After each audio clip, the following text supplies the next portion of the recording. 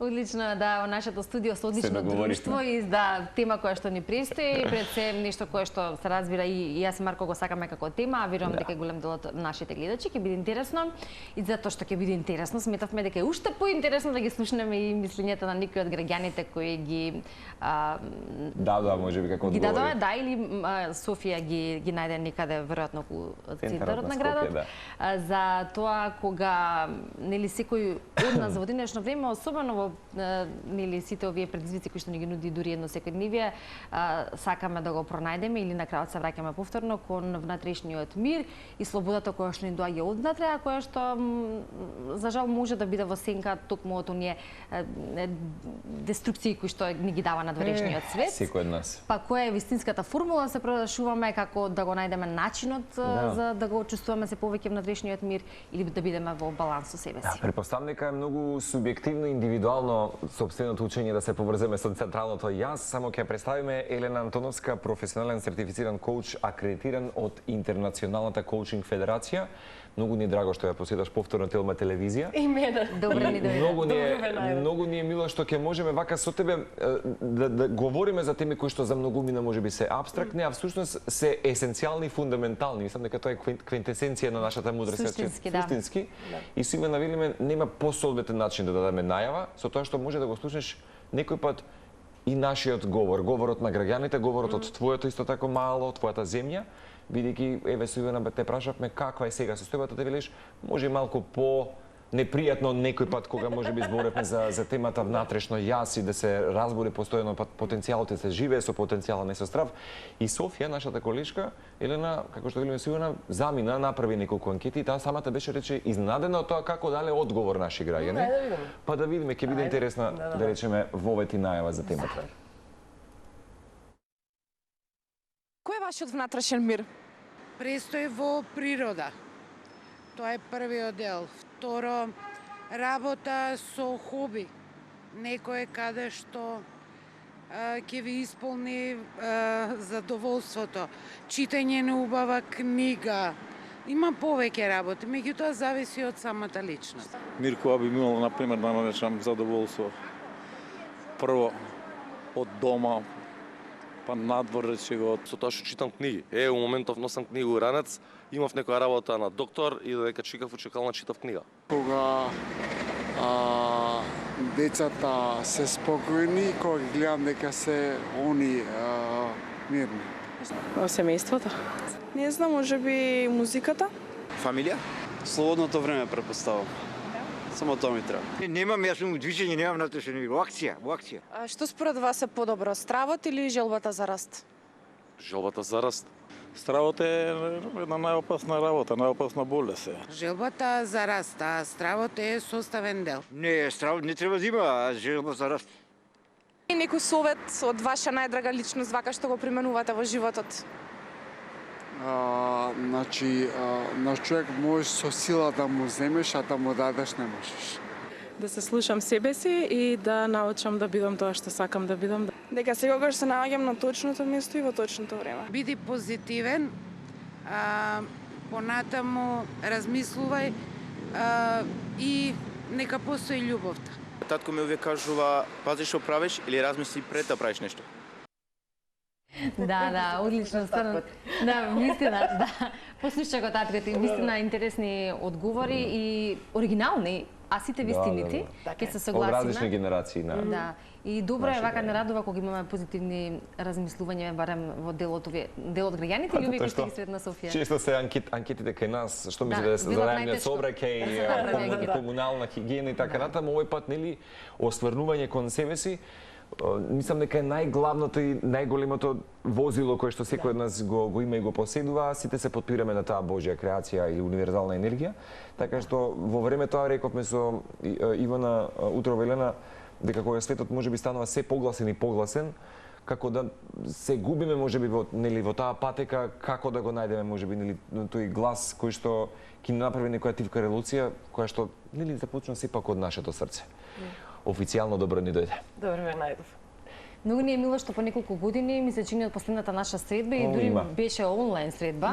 Заради тоа што еве ќе им кажем и на гледачите, моментално живееш во до неколку години живееш во Нови Сад. Носи на релација нормално Скопје, Нови Сад со оглед на работата тука и мило ни е што можеме и по одличен повод меѓу другото ќе кажеме зошто да отвориме една ваква тема која што е апсолутно потребна во денешно време. Апсолутно. Многу се израдував на поканата. Мило ми е што сум пак тука, не сме се виделе оддамна, не сме направиле некој убав муабет и ова е прилика да се собереме, да. Изненадување ти беа, да речеме, дел од одговорите вака како убаво ти направија, препоставам некој. Еве, ова е само многу мал процент. Мило ми е кога ќе слушнам вакви одговори, значи секојаш и мислам дека секој се радува кога ќе слушне вакви одговори. Убаво е да се види дека луѓето имаат различни начини на кои стигаат до себе си, нели, и постигнуваат некаков свој мир. И ми се допаѓа тоа што слушнав дека развојот е пред се наспроти стравот. Што може би е реткост да се чуе, не знам. Свесно ние сите као сакаме развој, ама дали стварно одиме во тој правец, тоа е исто прашање. Претпоставам неве тоа што споминавме дека некој пат кога ќе пристигнеме до таа некоја наша животна станица, до повисокото јас, до централното јас, сакаме да го зграбиме моментот, тоа го коментираме дека не секој пат можеби во ваков карамбол и некој метеж кој што секој од нас нели го има во некоја посебна епоха во животот, е тешко да го задржиш. Меѓутоа, претпоставам дека сигурно сме го коментирали, ако го имаш некако тоа право и достигнато можеби тој степен на некое спознавање, не се враќаш толку чекори, толку назад. Тука си некако гравитираш. Сега не сме ние на планина Тибет за постојано да бидеме нели во некоја медитација наша на повисокото, сепак живееме тука во еден малку да речам брз ритам.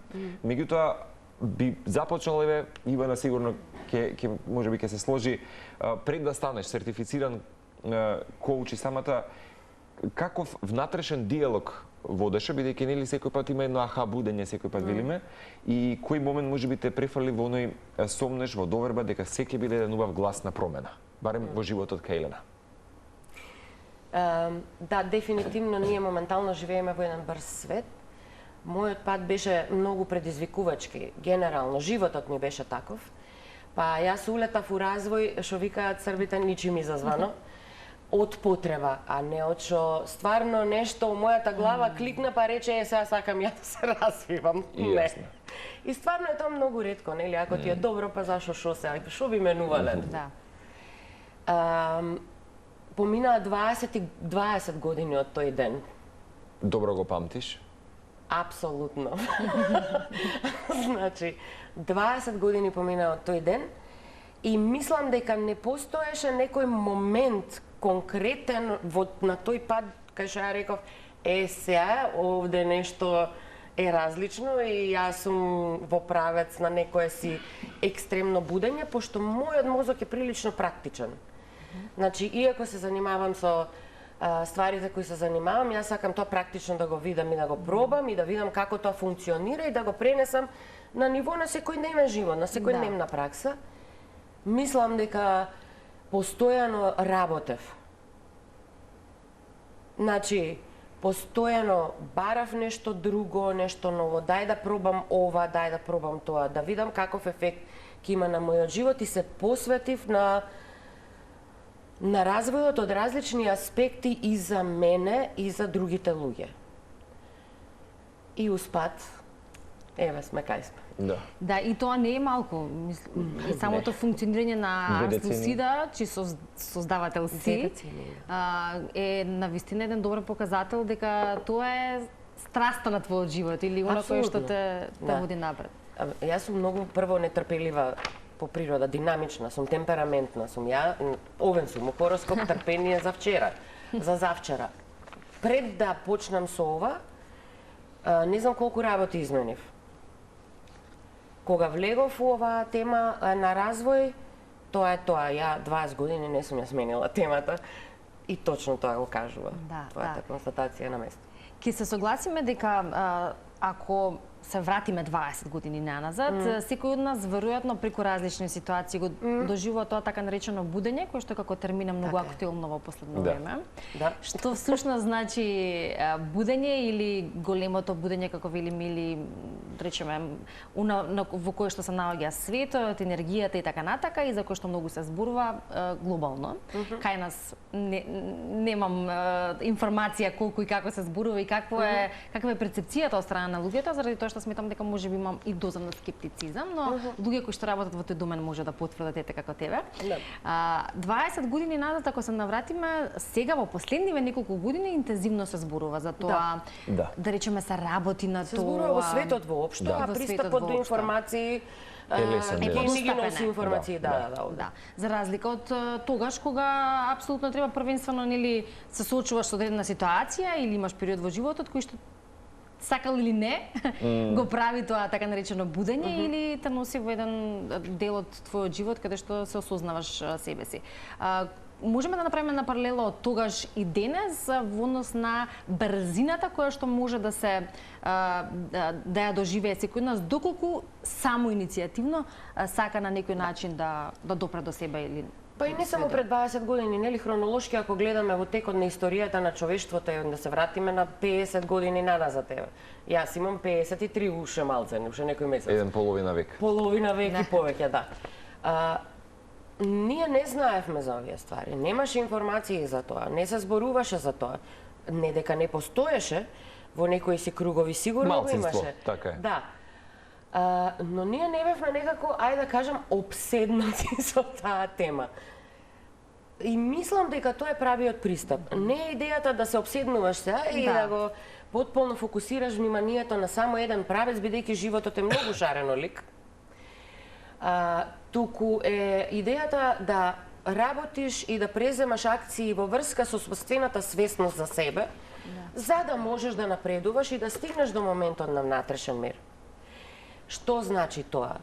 Тоа значи дека сега многу побрзо се напредува во тој смисол, доколку се преземаат, реков, акции. Имаме многу повеќе информации, имаме многу повеќе методи на располагање, да речеме, и луѓе кои што се свртени кон истото.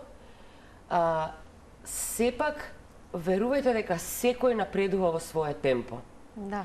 Значи, ти развојот можеш да го забрзаш во смисла да преземаш свесна акција во тој правец. Значи, на било каков начин јас да почнам да се осознавам кој сум, што сакам, каде се наоѓам, во кој правец сакам да одам, како човек каков сум, како карактер каков сум, што сакам од животот, кои се моите цели, нели? Што сакам од партнерските односи и така натаму. Кај ми се границите, и сето тоа практично да го применам, а нивото на свесност и созревање, внатрешното созревање на личноста ќе доведе до тоа дали будењето ќе дојде побрзо или ќе дојде поспоро. Па со оглед на тоа дека некој пат, за жал, стануваме од кревет и прво нешто што прави голем дел од населението, секој од нас, е веќе го впиваме телефонот и практично ние впиваме информации кои што потем, во текот на денот, не само што ни прават дистракција, туку една имплозија и ерупција внатрешна, за тој дел голем кој што ќе го обсервираме како тема на денот што се случува во светот, тоа селективно меморијата нели ќе се избрише. Меѓутоа, најпогрешната работа е што ние наутре, како што рече актерот Радо Трнева, е да бидам само благодарен што постојам генерално. Сакаме да го имаме тој внатрешен будилник, ни се појавува од време на време, ама сепак ја бираме таа некоја чудна наша комфортна зона. Да, затоа што по инерција функционираме, разбираш, значи ги забораваш важните работи и практично будењето можеме комотно да го споредиме, односно со овој пример. Ние спиеме, се будиме на сабајле и кога се будиме, тоа е друга состојба. А ако е тоа друга состојба, зашто јас го продолжувам спиењето, односно сонот, гледајќи у телефонот, наместо да седнам црногорски прво да се одморам, значи од тоа што сум спиела, да станам, да почнам со свесни активности. Значи, што е она што е важно и што ми дава стварно и мир, и ми дава можност да се соберам, да се фокусирам, да соберам енергија. Денот нели треба да го поминеш, а викаме дека е денот бизи. Така? Така? Океј, ако е денот бизи, онда дај утрото да не ми биде бизи. Утрото да не ми биде бизи, да го акумулирам енергија да бидам барем присутен у тоа што го правам. И како би можеле уствари исто така да го споредиме, сетете се на сите моменти во текот на денот кои ви доаѓаат, кога забораваме нешто, кога ни се случуваат пехови, нели, разноразни, кога сме смотани, нели, озбилно, значи, кога губите меморија, го губите текот на мислите, не знаете што сте направиле пред 5 минути, сте чукнале некој со колата затоа што, брате, не сте го виделе, сте гледале у телефонот. Например, прости примери. Спиење. Значи, тоа е состојба на спиење. И будењето не е ништо друго, туку што правам јас сега стварно во моментот, кој е приоритетот, што е важно. Стварно да бидам присутен тука. Ако зборам сега со вас двајца, ма потполно да ви посветам внимание, значи ако не свесност. Така е, и да го осетам тоа чувство на радост дека сме ние сега тука заедно, не сме се виделе. Често пати знам да кажам јас, треба да бидеме наблюдувачи на своите собствени мисли. Може би е малку тоа поезотерично, подлабоко, меѓутоа нели, еве не знам сега јас Ивана се случува некаква реакција и ние веднаш импулсивно одговараме. Практично да не си дозволуваме време да бидеме наблюдувач на мислата за да можеме да имаме следна некоја посвесна рационална реакција. Тоа е нешто што се вежба. Зам наједноставно нешто. И како да кажам, значи тоа возењето со мислите води кон апсолутно лудило. Нели, некако констатацијата е од некои луѓе што тоа го мереле, како не знам, значи не напрашуваме. 60 до 70.000 мисли имаме у текот на денот. Замислете вие да се возите на секоја мисла или да ги посматрате, односно да ги броите или да ги следите сите тие мисли. Затоа што животот откачиш човече. Види, животот е сам по себе сам театар кој што го гледаме, така? Апсолутно. И тој секако ќе ни даде мисла и траекторија. Ама како да навигираме? Да не се сваќаме толку озбилно. Оно што го мислиме ние не е реално во секој момент. 90% од мислите што ги имаме нема никад да се десат. Значи, тоа се сценарија кои што нашиот мозок, затоа што е некако програмиран, сме го научиле, повторуваме некои нешта и он има образец на функционирање. Значи, нашиот мозок не вози, не манипулира. Значи, станува господар на нашиот живот. Ајде да видиме што од тие мисли реално, практично е вистина, а тоа можеме да го видиме само ако се фокусираме на сегашниот момент и ако низ сетилен опис погледнеме на настаните. Значи, што на вистина сум видел, сум слушнал и сум осетил, нели сум вкусил, сум мирисно, што на вистина е сега тука. Се останато не е тука. Се останато е само имагинација, илузија. Имагинација и илузија, да. Елена, факт е дека за да се разберат овие работи и за да се живеат, треба првенствено една добра едукација, запознавање со истите. Некои може имаат и отпор кон одредени теми или неверување, но како и да е, за оние кои што ќе се препознаат, првенствено треба едукација за тоа што тоа всушност значи, начинот на кој што треба да се практикува, а потоа да стане и дел од нашиот живот.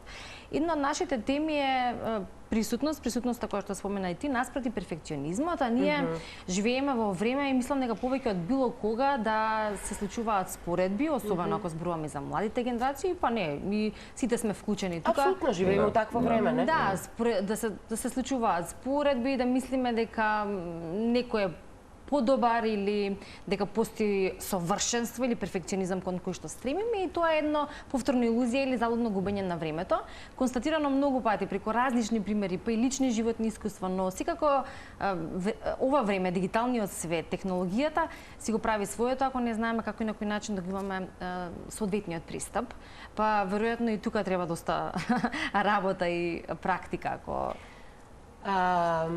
ни го одземе и тоа внатрешниот мир. Англичаните имаат еден израз, се вика discernment, а ние имаме разлучување, јас мислам го имаме како како збор ако не се лажам.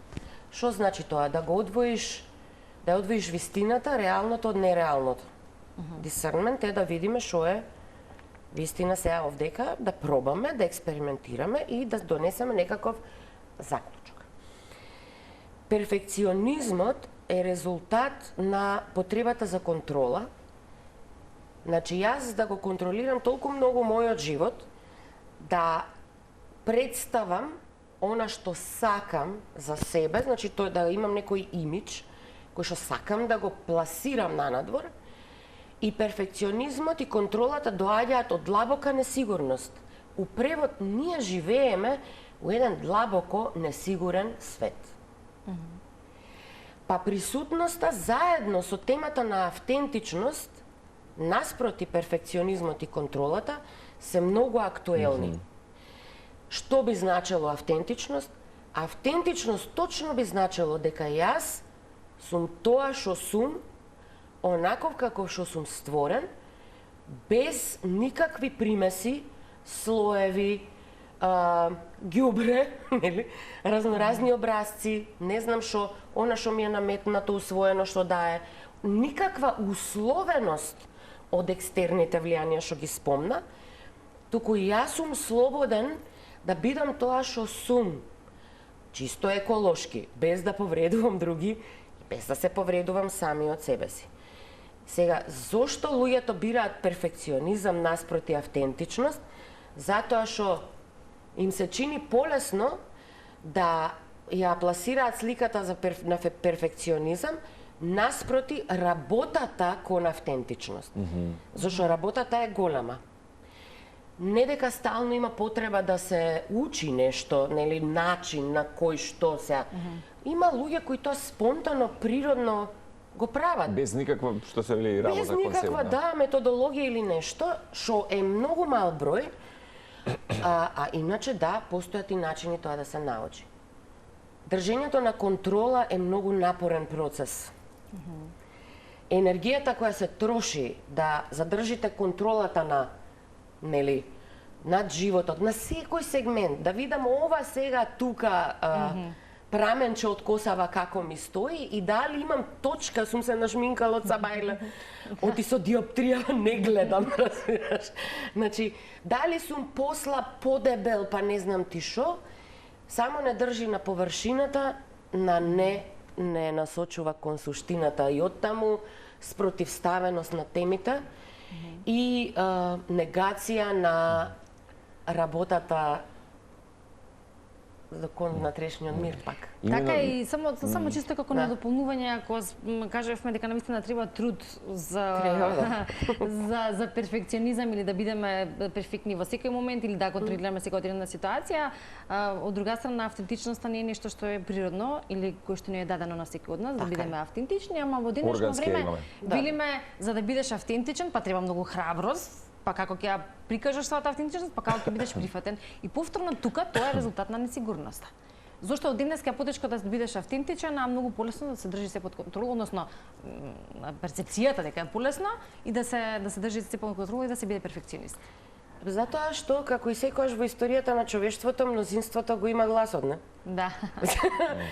Ние сме социјални битија и се плашиме од тоа да не бидеме прифатени и да не се уклавириме, нели, да не се вклопиме во рамката, во условите кои што ни се наметнати. Меѓутоа, тоа е погрешно разбирање за автентичноста. Ти можеш да си автентичен и повторно да функционираш во системите во кои што функционираш. Но тоа секако не значи дека ќе дозволиш или дека немаш граници или дека ќе се сложуваш на некакви нерелевантни компромиси. Не. Меѓутоа убаво кажа, патот до тоа да биде без еколошки некому и себе си да се загадиме, односно да не повредуваме. Апсолутно, автентичен не значи анархија или не значи не знам што, тамо сега ние да се потепаме секирите да ги извадиме ко секоја што сме правеле овдека на Балканов, не. Него едноставно моето осознавање да биде да има вредност, како да кажам, да има вредност и за мене и за другите. Да. Именно и перфекционизмот, како што почитуваната Дајан Китон, со која што се збогуваше светот, имаше кажано Каква жена е? Кога смека е автентичноста, нели? Кога смека е автентичноста. Не правеше никакви преседани, потично, нели, знаеше незините колешки Бет Мидлер и Голди Хон да кажат каква што ја гледавте на екранот или во интервјуата, таа беше многу и повеќе од тоа. И таа знаеше, често тоа ми остана како мисла сега последно од незе, вели перфекционизмот ја убива вашата креативност. Апсолутно. Така што од тука ќе спомнеме. Сега кога велиме за несигурностите, нели, во животот, кои што секој од нас попат ги наоѓа, ќе ги има, ќе ги сретне како станици, во животот често е перцепирано и гледано како слабост. Добро. И нели секој пат често и ти си знаела да кажеш да ја повикаме, да ја прегрнеме таа несигурност. Мислам, како научи ти во животот, во овие 2 децени, кога апсолутно сега веќе знаеш точно да маневрираш и навигираш и твои клиенти. Затоа и ќе споменеме. Што ти кажуваше таа несигурност за твојот вистински лидер, конкретно кога стана збор за животната потенција? Јас сум као оној чичкото таму на анкетата. Што беше? Ќе го поздравам. Брзиот чичко. Брзиот чичко. Значи, нема тука сега, ајде ние нешто да паѓаме у несвес, зашто сме несигурни или страфни. Абе, секогаш ќе бидеме и несигурни и ќе ни биде страф. Не сме ние совршени битија. Тоа само ти кажува дека тука, кај што треба нешто да се направи и има поле за развој, тука лежи поентата.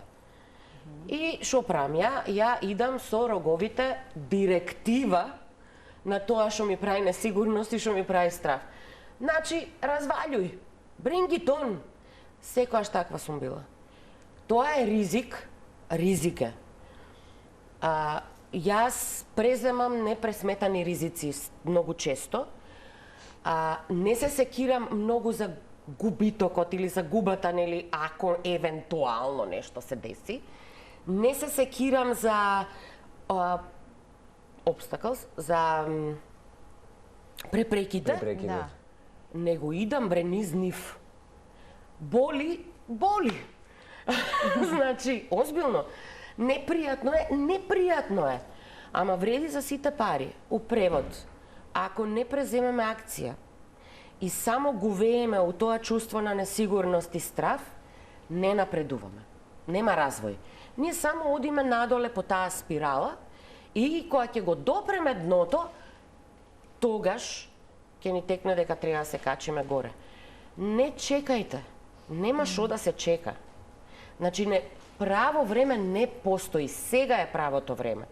Во моментот кога ќе осетите дека овдека имате у стомаков, она ви се буни нешто, тргајте и почнете да го правите токму тоа од што се плашите. Апропо стравот, во мигот кога треба да го промениме курсот, но чувството на страв е многу силно. Добро. Како ти генерално остануваш прагматична и тоа што можеби го кажуваш на клиентите, да се остане во ред, прегрни го и стравот во случајот. Така е, апсолутно. Нормално е. Ние имаме секакви емоции.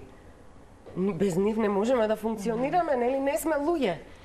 Како такви, значи треба да се направите муабет со себе и да се скарате понекогаш, не?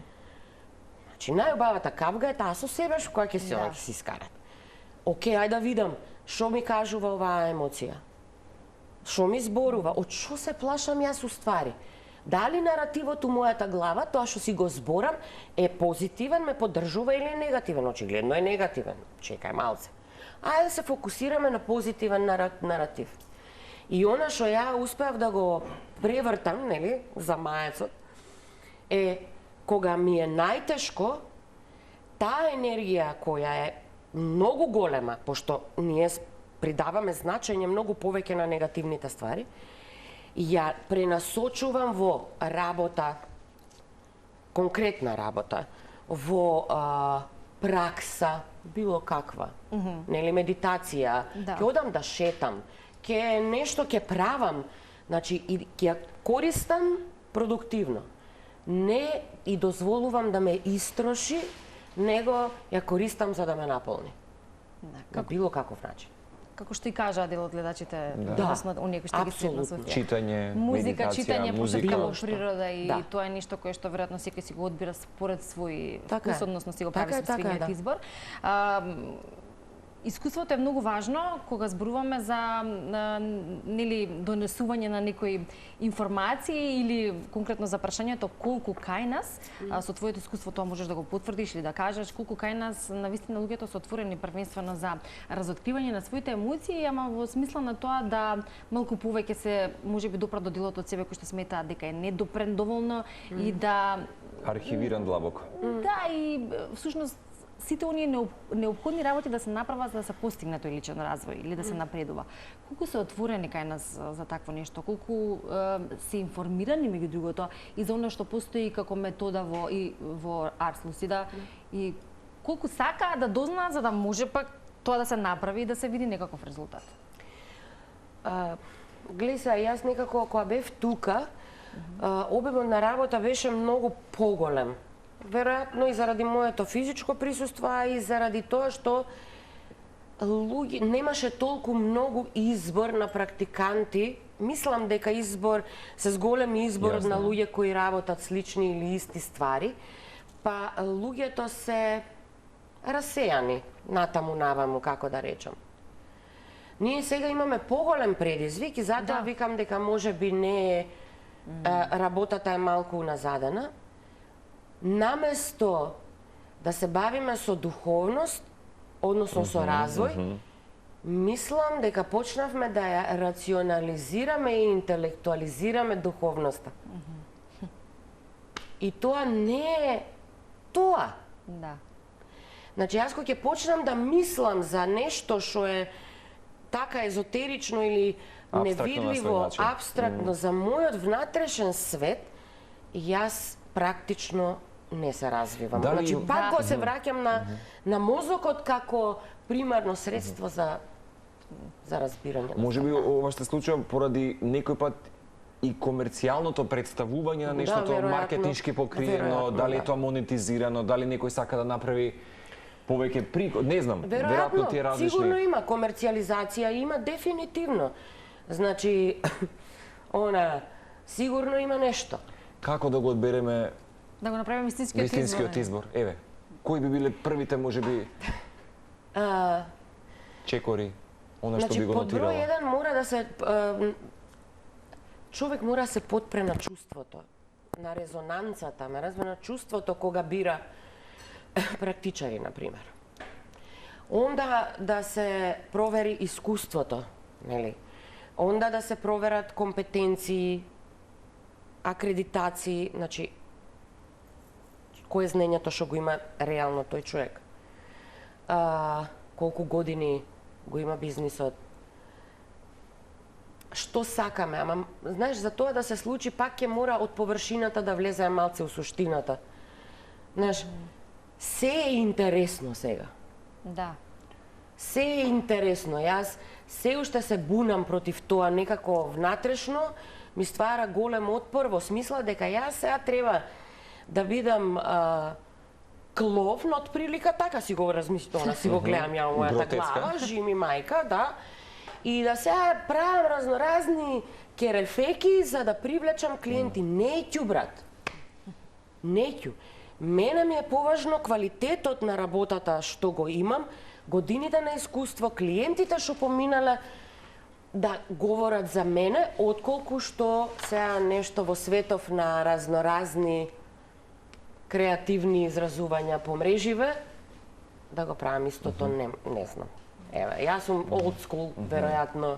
Да, но и тоа е област каде што секој веројатно кога ќе дојде моментот не треба премногу ли како велиме маркетинг или она кој што треба да привлече туку чувството и потребата која што ја чувствуваме. Да. Не знам, некој пат и тоа интензивно, тенденциозно, нахално учење кое што се проповеда веќе ми губи во смисла, нели да. Веројатно и потоа може да препознаеме и да направиме разликата, дистинкцијата. Елена, дали мислиш дека денес говорејќи за современиот Homo sapiens или човек, повеќе се плаши од сопствената сила отколку од своите слабости? Точно е тоа. Затоа што слабостите не држат во зоната на комфорот и не прават контролабилни, ако има таков збор у македонскиот јазик. Сопствената сила би значела у превод револуција. Пошто и автентичноста е на некој начин една натрешна револуција, не? Како не? да револуцијата носи промени. И промени на сите нивоа, индивидуално, колективно, нели? Будењето, системски, пошто системите такви нема да можат да обстанат, и така натаму, така што да. Се сложувам. На човековата сила, натрешна сила е многу голема. Во позитивна конотација, значи, воопшто не зборувајќи за некаква деструкција сега, значи ние сме многу моќни битија. Сама реализацијата на таа внатрешна сила и на потенцијалите што ги имаме би ни донела многу различни, нови, убави нешта на колективно ниво, а тек ако работиме на тоа свесно да се поддржиме едни со други и индивидуално да поддржиме колективната еволуција. Кога ја споменавме зад камери Долорес Канон, ние секој пат сигурно така некако суптилно не знаеле да ја проблечеме оваа дама помеѓу многуте, нели да речеме, најде убави духовни учители, дами кои што биле поврзани со сопственото јас. Често таа знаеше да каже дека има една традиционална мисија секој да ја направи. Тоа е вика да станете колку и да е тешко. А таа спомена барем од многуте нејзини изјави, ќе биде потешко во современото, нели, живење понатаму, човек кога вика ќе ги има на достапност сите информации и избори, единствено направи, ќе биде многу тешко. Еден час, започнете од половина час. Легнете. Немете никаква дистракција, не читете, не слушате музика, не гледате во ништо и само посветете се на своето сопствено дишење. Апсолутно. И обидете се да ги избркате сите мисли, да бидете наблюдувач во тој момент само на тишината и сето тоа да биде празно поле. Медитативен процес. Медитативен процес. Оттаму почнете. Не ви треба посебна техника. Еве ја техниката која што треба да имате. Како да ја направиме таа алатка со оглед на тоа дека само бараме некаков стимуланс, што велиш, да се најдеме во некаков надпревар целосно во овој жив театар кој што го имаме практично. Како само да се сосредоточиме, да го избереме тој половина час во текот на денот без да имаме потреба од стимул и допамин во тој момент. Свесно веројатно. Како да речеме за човек кој што може да е малку поригиден? Океј. Направете план, ставете го во календар. Многу просто. И под број 1, нели, пред сето тоа, прашајте се што ви е вас важно. Дали ви е важен тој пола сат или сат? Што сакате од себе да имате после 10 години? Значи, на што сакате да личите после 10 години? Значи, сакате да личите на некоја растурена лимарија? Или сакате стварно духот да ви е разигран, енергичен, да имате енергија, да работите по цели денови, пошто тоа се дешава така, да сите обврски ги завршите во текот. Значи, што сакаме ние? Сега и за 10 години. Ај нека не се 10, за 3, за 2, за 1. Ако приоритетот е јас да бидам здрав под број 1, здрав, убав, паметен и агилен, нели? Ајде да се посветиме, да направиме комитмент на тие 30 минути. Нека не се саат, нека се 15, нека не се ни 30. Комитмент дека 15 минути во денот до саат јас ќе дишам без никаква дистракција. Јас имам ментор кој што викаше нема не можам, има само не сакам. Значи мене, ако јас не можам да одвојам пола саат у денот, тоа значи дека не ми е важно. Дека не ти е приоритет. Не ти е приоритет, не ти е важно. Али ако не ми е важно, онда да не се жалам дека животот ми е таков каков што ми е. А ќе ми биде важно кога ќе има зорт. Апсолутно секој пат у животот било и ќе биде, така е. Да. Вистинско време за нова книга која што зборува за слободата. На секое човечко битие е загарантирано право му е слободата, но и секој од нас има безгранична слобода внатре во себе, ако успее да најде. Да го најде вистинскиот начин како до слободата однатре, кога се чувствуваме однатре слободни, тогаш деструкциите од надворешниот свет за кој што зборуваме помалку може да допрат до нас.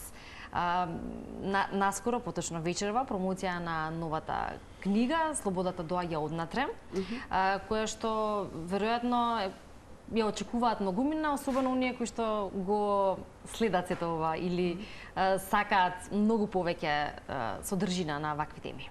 Што може да очекуваат читателите, каде се случува промоцијата и каде може да се најде потоа книгата? Гледај сега, значи колку јас не размислувам комерцијално, јас не донесов книга. Човек. Океј, ќе се поправиме. Промоцијата е во Метаноја, литературно кафе во 19 часот. Нормално е дека сите се повикани. Нема да има драма, значи никаква. Ќе биде чисто и спокојно. Ќе биде чисто, срчано и искрено, ја мислам. Она што може да го очекуваате е продолжение на книгата Муабети за личен развој, со тоа што Слободата доаѓа однатре, опфаќа конкретни теми, односно некои од методологиите што се работат, што ги работам јас и се работат во Арс Луцида, ама пренесени на начин да можат да се разбират во практично светло, значи што можат да им донесат на читателите. Не сакавме да го направиме као прирачник, во смисла затоа што то не е прирачник. Значи само е некаква понуда да видат луѓето што се може да има, барем дел од она што го има на располагање од методите, и да се информираат и да одберат нешто од тоа или да почнат сами да истражуваат. Значи тоа е повеќе, како да речем, книгата е повеќе покана за влез во развој. За едно лично патување. За едно лично патување. Требаше да излезе многу одамна, ама не фатија, нели, корони, морони, ова, она, Да. Првата книга кога излезе? За 2019 на 31 октомври. Ама оваа година јас не можев да стигнам до Скопје на 31 октомври и затоа реков мајде као на понеделник 3. Значи една книга пред короната и една пост корона. Дека зборуваме дека 2019 крајот веќе беше старт на и многумина токму тој период го чувствуваат или го означуваат како еден клучен период каде што се случува нивната трансформација. Па може би ова може и да им служи, знаеш, и као алатка, излегувајќи од тој период, знаеш, може би нешто да се преземе во врска со сето она што се случуваше и се случува после тоа. Како последица што го гледаме и што го чувствуваме. Да. Заедно со нашиот колега Уна Јанески, но и твојот пријател, и првата и втората книга и он дел исто и од ова. Исто на начин како што беше или на принцип како што беше и првата, веројатно со прашања, одговори. Како еден диалог можеби? Како диалог, да. Па некако, знаеш, издавачкиве куќи имаат некој чуден став кон транскриптите, ама зашто транскрипт уствари, односно диалог во книгата, знаеш, као романчињана, значи Загор, овој, оној, за тие што читале, ни стоеше интересно, како да речам, значи интересен е муабетот. Не можеш да го пренесеш ти, да пренесеш атмосферата и енергијата на муабетот и на она што сакаме да го кажеме низ едно личен наратив. Можеш, ако на вистина седнеш така и да го напишеш. Ама ова не беше тоа. И решивме да го задржиме. Супер. Прекрасно. Прекрасно. Мислам, најубава метафора, она што е самата, нели, работен наслов на книгата, Слободата доаѓа однатре, вечерва 20 часот во познатото Метаноја. 19 часот. 19, пардон. Ке може да одиме во уште едно, нели, можеби дете патување или пак почеток на некое повторно откривање на себе си, што е најважното. Да. Јас некако ова издавањето на оваа книга го гледам као завршување на еден циклус и немам појма од каде ми е тоа чувство. Веројатно нешто ново ќе изникне од тоа. Верувам. Во секој случај е убав настан. Ако сте слободни вие нормално, ако не, ќе ви пратам книги, извинете. Без грижи. Без да бидеш во грижа. За читателската публика и за оние кои што не гледаат, добра информација каде може да бидат вечерва и зошто да не излезнеме малку повеќе во себе, а и подобро и да ја најдеме и полесно слободата која што некогаш помалку или повеќе знаеме да ја имаме или немаме или барем така да се чувствуваме. Така. Зарслус иде и активностите, ќе да чекаме секако повторно. Може нешто и тоа практично да го пренесеме, нели малку повеќе да ги нотираме работите на кои што работите. Ова беше само чиста една покана и за вечера, ама и да го отвориме нели овој нов месец ноември со нова енергија, со што и да го кажеме, нели, нешто што ќе можеби да биде нова табула раса за секој од нас. Ви благодарам и супер, значи многу се радувам секој пат кога треба да дојдам. Ноември е еден длабок месец, ова се длабоки теми, па интроспективни се така. Да, да и дадеме материјал на гледачите.